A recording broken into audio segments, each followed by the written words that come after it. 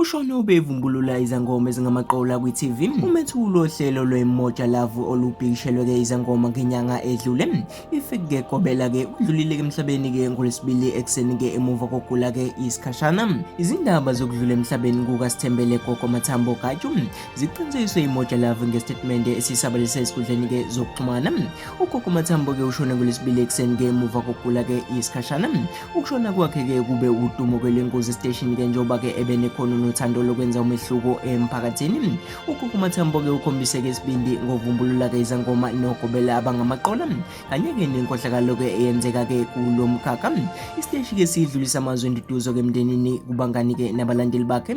Iqhaza lakhe lizokhunjulwa kakhulu. Besibhalwe kanjena istatemende uze washaya isikhathi sokushicelela lapha zingaphuthulwa izinhlelo zomngcwabo nenkonzo yesikhumbuzo. UGogo Mathambo ngomunye webethuli bezinhlelo ezibhikishelwe ngabelaphi bendabuko, ikakhulukazi izangoma. Isolezwe labika ukuthi abelaphi bendabuko abangaphansi kwe-Traditional Healers Organization babhikishile emahhovisini eMoja Love ngoba bakhala ngefake kobela uhlelo lukazodwa abantu nolukagogo maweni.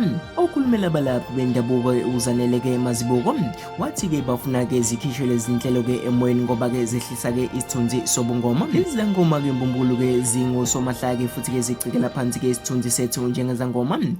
Sivume bacele phansi isithunzi sethu bazokwenza imali futhi bangenza nanoma yini ukunyusa izibalo zababukeli. Eqhuba uzanele wathi sekunabantu abangasakholelwa ezangomeni zangampela ngoma sizithathiswa komaqola lapha ngenxa yabantu abajahe imali. Msangabe laphi bendabuko bangampela abangazele imali kodwa sonke lapha sesibhenca ngobende.